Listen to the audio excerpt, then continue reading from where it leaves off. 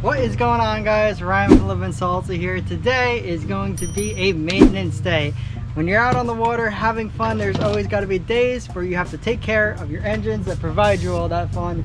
Today is that day. So behind me here is our 26-foot Edgewater center console powered by twin Suzuki 250s here. We just hit 300 hours, so we are due for our annual service here. Today we're going to be dropping the lower units and replacing the water pumps. So before we start diving into this maintenance video today, I just want to reiterate that this is going to not be like a how-to step-by-step guide on how to do all this stuff. More of just take you guys along with me to show you how we're doing all this stuff. But if you guys do want to do this on your own, I recommend reading up on Suzuki forums and official Suzuki handbooks, or watching one of their official videos. But this is not specifically a how-to, just kind of showing you guys, taking you along with us as we do it. So doing this kind of maintenance on your boat yourself can not only teach you a lot about how the boat operates and can just make you more knowledgeable about your vessel, but also it's going to save you a lot of money. So we'll go into the end of the video, we'll go into depth about how much this service is going to cost us and how much it would cost us if we were to take it to a shop to get done. But the first thing we're going to be doing here is dropping the lower unit on the starboard side motor here. So we're just loosening up all these bolts, 1, 2, 3, 1, 2, 3, and the one up here. So that way we can take the whole thing, the whole lower unit, and drop it on down because the water pump is going to be inside here. So in addition to the 3 and the 3 on the other side, the one on top, there's also one underneath the anode right up in here that you have to remember to take off. So we got all the bolts loosened up. We got the one that was inside taken out. Now we wiggled it down so there's a little bit of gap in here, so we know that it's ready to come out. All we gotta do is take off the bolts now. We also have a homemade contraption over here. Just show you guys real quick, just to easily work on the lower unit. So we have 2 pieces of 2x4 here on this cart, and then we'll take the whole thing, put it, sit on top of the 2x4. That way we have some place to put down the lower unit and work on it.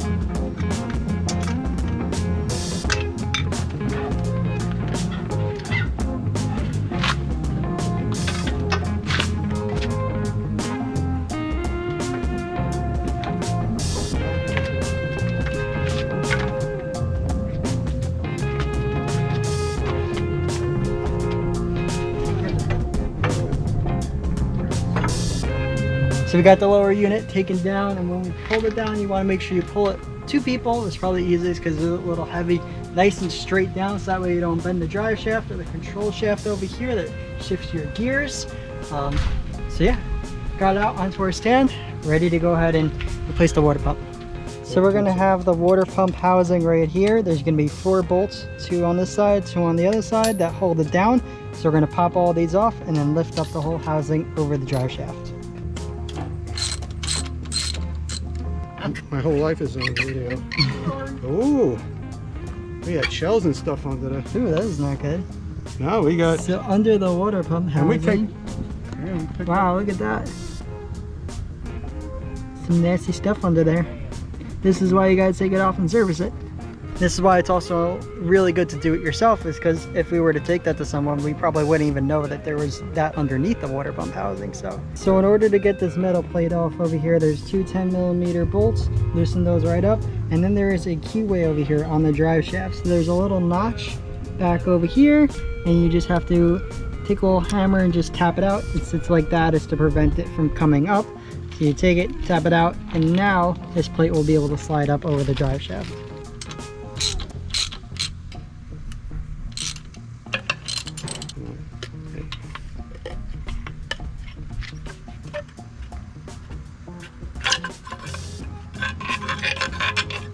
So the water pump kit that we got is going to go ahead and replace this metal plate and the gasket here that's underneath. You can see, even though we rinse off our motor every time, everything in here is in pretty salty, sandy shape after just 300 hours. So the new gasket went down here first, just slid it right over the top. Senior Salty's grabbing the new plate. Looks like it's going to go just like this. I apologize for your salty. So a little dab on these bolts before they go back in. So you don't need a lot, just a little bit. This is for the little plate to hold the big plate and the gasket down. Like I said, these are going to be a 10mm. So that's going to be our old impeller in here. You can see a little beat up, a little worn. Not the worst looking impeller I've ever seen, but new one. It's going in with the little space here for the keyway that I showed you before. So that side has to go down. When you buy your water pump kit, it's going to come with a new stainless steel cup here along with new gaskets, but you are going to have to reuse this housing. So you want to make sure you do not damage this or anything to get that cup and the gasket and the water and the impeller out of there. We ended up just putting it flat on a vise on each side, and then you tap it through the hole over here and just tap it right out, and it'll come popping out the bottom just like that. So now it's time to reassemble the water pump housing here. So Senior Salty went ahead and sprayed soapy water on the impeller and inside the housing there. Senior Salty, explain to them what we're about to do. We're going to put the housing on top of the water pump impeller. Make sure it has, you can use WD-40. I like soapy water, I think it makes it slippy. So what you're going to do is, Salty's going to take a rag and he's going to twist the drive shaft clockwise as I put downward pressure on there, seating the impeller in. Okay? Clockwise. Clockwise. Clockwise. Clockwise. Okay. Not counterclockwise. Just when you start turning it, I'm going to push down on it, okay? Keep turning, keep turning. That's it. That's it? That's it. Wait a minute. Did I put it on backwards? That's up. Blooper reel. Blooper reel. Alright, Senior Salty, what are we doing? We're going to do this again, the same thing. Make sure that we have it the right way this time. Turn it clockwise and I'm going to push down. Drive shaft clockwise. Keep turning, keep turning. There we Boom. go, keep turning. Just get a couple turns. Feels pretty free. Feels free as could be. Excellent. That's seated. Perfect. Perfect. Right into the grooves. Now put those 12mm bolts back on in there. Yep. With a little bit of multi-purpose grease. Yep.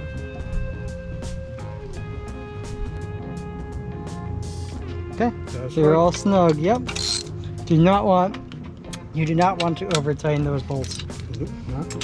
You will regret it.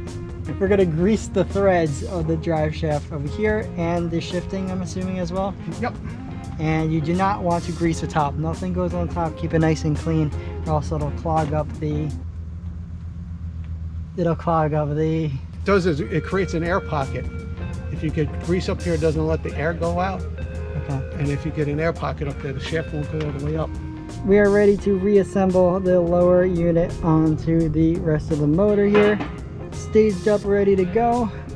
And you're going to want to make sure that you put the drive shaft through the hole over here. The housing is going to sit right up on here, that little point of the housing. And the shifting is going to go through this bigger hole right down here.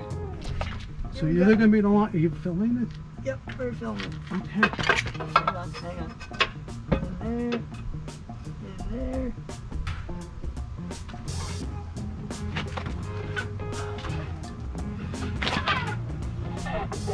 Now it's got to go straight. All right. Not chaotic at all. Just got to make sure it goes in straight. It's not going straight like you might have saw. You pulled it back out a little bit and then put it back up just to make sure those splines and the drive shaft, everything lines up the right way. Sometimes you don't get it right on the first go. So once we had everything lined up, just went ahead and started one of the middle bolts of the three. Just tried to get that as far and snug as much as possible, so that way we don't have to hold all the weight of the lower unit down or hold it out. It gets heavy quickly. It does get very heavy quickly. So we're gonna go ahead and buzz in all these screws and should be all back together. Alrighty, all 7 of the bolts have now been tightened down, and like I said, you don't want to Superman them on or else you might regret it. We're gonna go ahead and re-grease the prop shaft, slide the prop back on, and that is 1 out of 2 done. Yep, it took us probably 2 hours, probably around, after we got the boat pulled and everything like that. About 2 hours, I'd say, to drop the lower unit, get this one down. But when you got twins, you got ×2. You got quads, you don't even want to talk about doing this 4 times. When you remove the prop, you check the shaft to make sure there's no fishing line on it, since Senior Salty does not want to speak up today. So put it in there, and tighten it down. In case you've never taken a prop on or off, hopefully you can see right there is what we're talking about. It's not going to show up on camera very well. But right here, there's a little hole. Oh, you can see that right there. There's a hole right there. That's where your cotta pin goes in, and you have to line it up. You over tighten it, you're going to cover the hole. Under tighten it, it's not going to have the hole exposed. So Senior Salty came over here and is starting to drain the gear oil, which is also part of the maintenance here. I do have one other maintenance video that we did of the last 100-hour service. I'm going to go ahead and link that at the end of the video and in the description as well. We went into depth about changing the motor oil, changing the gear oil, and all that kind of stuff. We'll be showing you guys a little bit of it, but that video goes a lot more in depth doing that stuff.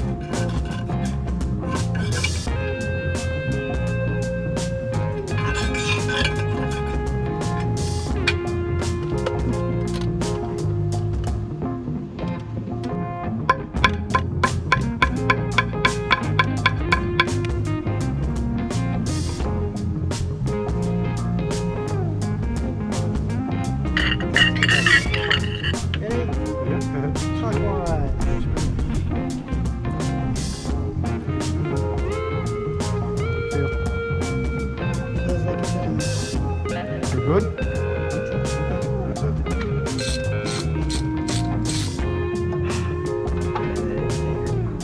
That either one.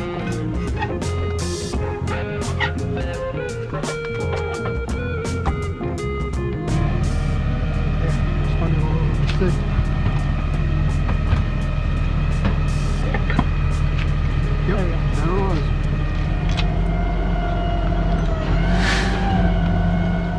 So you guys just watched me and Senior Salty struggle a little bit to get this second lower unit up, and that ended up just being because the drive shaft splines were not lined up correctly. That's not something you can see because that's internal into the motor. So you just want to take your time. That's why you need two people to do this, because it is really heavy. And so we just kept pulling it out, pushing it back in, not forcing anything, because once you force things, you break things. So you want to keep it all straight. You don't want to bend anything.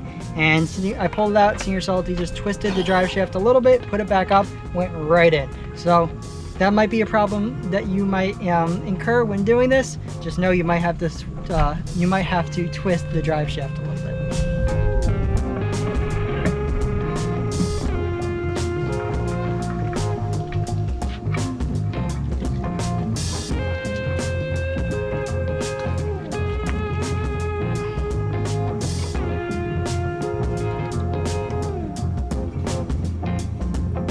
So Senior Salty right there is working on getting the gear oil back into the casing, and he's doing so with a little pump there that he's just sticking on in. You saw we drained it out just by simply removing these plugs, opening up the valve that's on the top. Like I said, we have a whole nother video that goes a little bit more in depth to this, but I'm just going ahead and replacing these gaskets that are on here. Senior Salty is going to start pumping it in. Again, all we do is this. Basically, it takes a little over a quart of oil, so you do a quart of oil, switch it over, do a couple more pumps, and it should come out the top. Once it comes out the top, we put in the top plug first to hold the vacuum while you take off the bottom. The bottom, you're going to leak out a little bit of gear oil. Can't help it. It's just going to happen.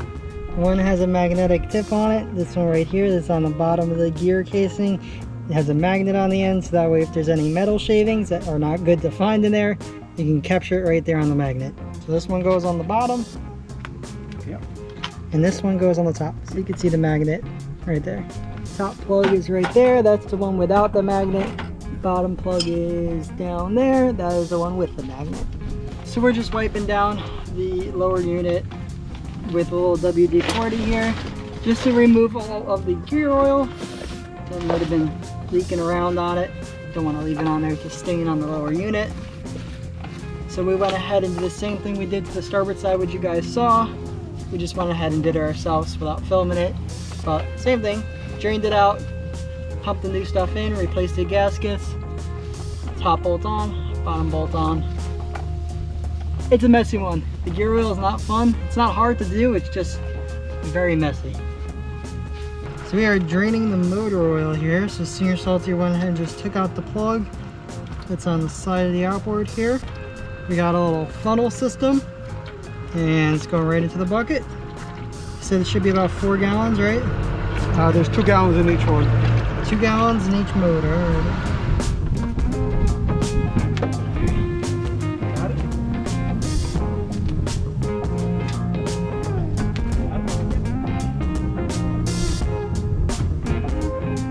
So we went ahead and removed the engine covers on both of them. That way we can add the engine oil, and we're also replacing fuel filters, right? Oil filters and fuel. Oil filters and fuel filters here, which are also under the hood as well. So we're removing the oil filter here first. It turns a little bit. It turned. My hands were just too stiff. Yep, there you go. This could be the oil filter for the starboard side.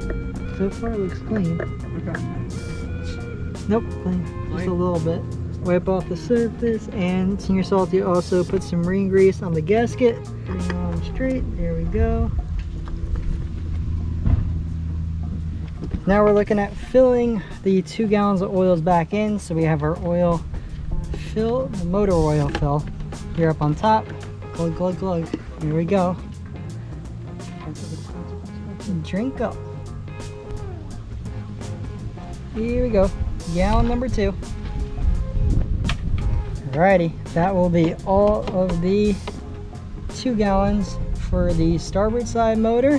Alright, last thing to do on our to-do list here today, the fuel filters. So we have 1 fuel filter per motor.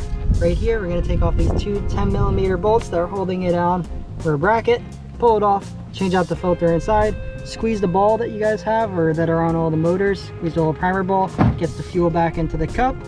We'll start them up to make sure everything looks good, but that's it. We got 1 fuel filter and a 2nd fuel filter to do. Loosen that up. There we go. And there's our filter right in there. New filter going in. Rinsed out the cup a little bit with some brake cleaner. And a little compressed air, make sure it's nice and clean. Perfect. The filter was clean, everything looked good. Ethanol fuel, ethanol-free fuel, made for very, very clean filter there. Awesome. Let's get it back on. If you are going to do this and you're going to do it the way we just did it, make sure you plug that little plug in the bottom back in. You don't want to forget that.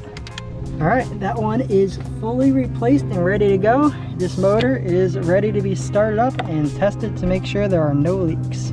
So we are down in our bilge area and just going to squeeze the ball a couple times here to fill up those fuel cups there that were emptied out with the fuel filters. Alrighty, it is time to start them up and look for some leaks. Hopefully there are none. Oops.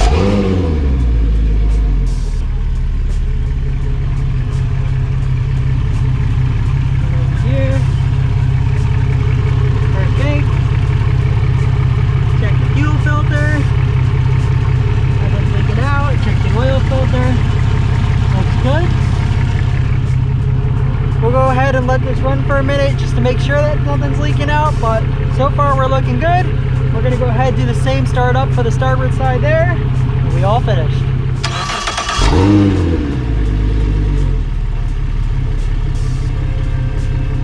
Now that we got the boat back in the water after servicing her, let's talk about the cost of doing this, because we did save a lot of money by doing this ourselves.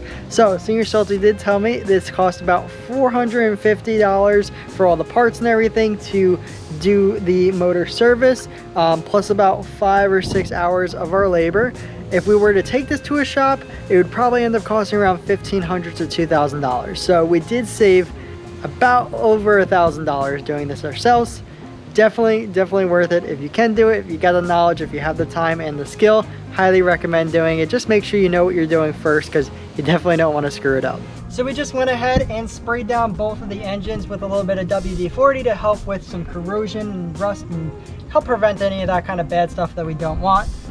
Senior Salty is going to go ahead and do on his own. He's going to replace the fuel water separators, but he's going to do that on his own, so it's not going to be part of this video.